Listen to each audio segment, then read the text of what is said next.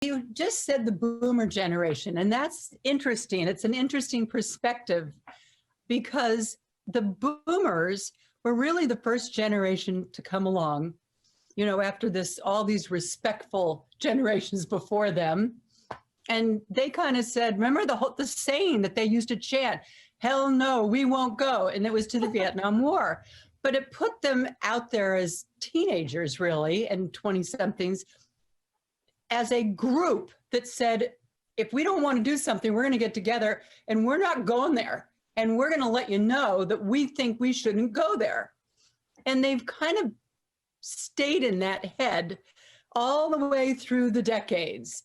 And, when the health boom came along, they kind of all got together and I think that boomer generation is what catapulted America into the whole health field, if you will, even if sometimes they might have been paying lip service to it and not actually doing it. And then when it came to aging, once again, I feel like the whole generation said, hell no, we won't go. Because, I read somewhere where it said, we're not waiting so much to see how aging affects the boomers, but how boomers affect aging. Because as a generation, they were an active generation, and wonderful modern health, and the fact that they were all now much more physically active and engaged in life. They were I'm part of it.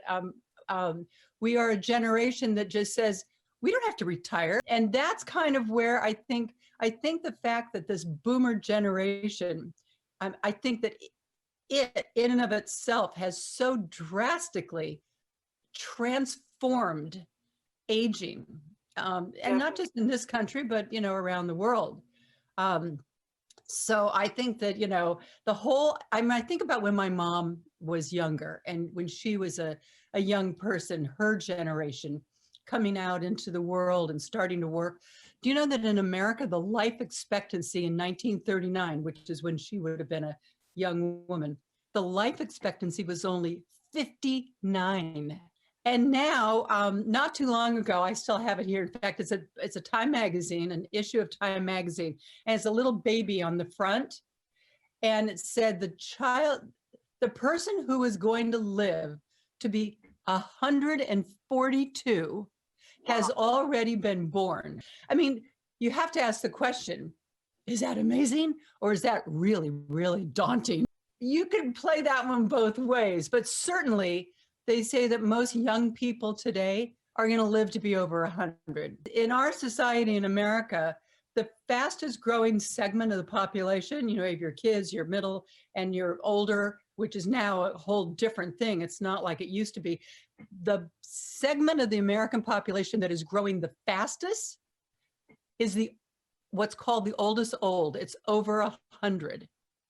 There were only 3,000 of them. Now there's 130,000. It's crazy. People are living older, but if we're going to live older, we want to be in good health. We want to retain our cognitive thinking.